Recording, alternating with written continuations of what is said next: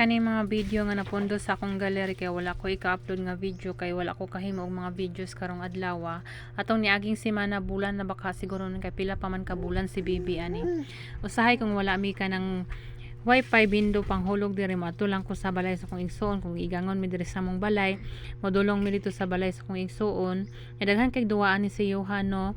Natagaan ni Johan si Bibi og dulaan niya si Bibi kay wa pa may kalibutan say dulaan kay di pa man na niya parehag edad nga makadula na. Yang pagkahuman kani si Kukwa ginagaid sa tangkal wala naman si Kukwa karon kay amo nang girihom kay ginabuhian lagi ni Pulin maato sa ubos nya mamugno og mga pato ug kanding mahadlo ko basi pabayaron ko sa tag-iya.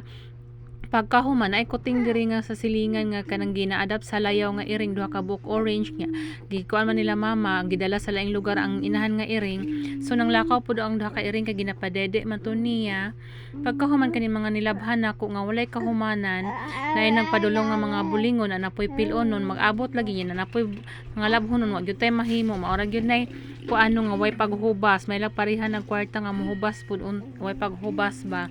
Pagkahuman kani nga time ni dong mi kidapawan ani kay nang hulam lang kog stroller ay kanang walker sa akong kauban sa katrabaho dati sa Gaisano no sa Kidapawan. So nagmotor lang mi ani paadtog Kidapawan kay kuan si Bibi yawat na lang dili ta magpalit og stroller no nagpahulam man siya putudo amping gyud kuani nga stroller nga dili magkatatsa kay nang hulam rata niya uli na to ni puhon karon kay dili pa man kayo makagamit si Bibi pero ginabutang-butang nako siya para maanad. 7 ka bulan pa man siya siguro mga 10 ka bulan niya.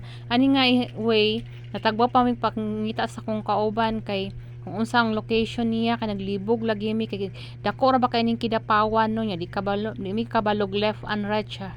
Kay kuan kaning location lagi kay kanang sahay malibog ta sa kadaghagdalan so mao nga time alas 4 mi nangadto ani niya. Mao lang gihapon init kaayo niya mahadlok ra ba kog init kay basig matunaw niya ako char lang. So kamerang duha ani nagdali-dali mig uli ani atol nga piyesta kay akong gibinlan sa bata. Medyo nakainom ra ba akong igsuong babayi nga pinakagwapas tanan. So pag uli namo si Bebe ra mangyapog dagway niya. Basig makuyawan basig mo tumbling ba. So mao na to bye bye salamat sa pagtan-aw sa akong videos.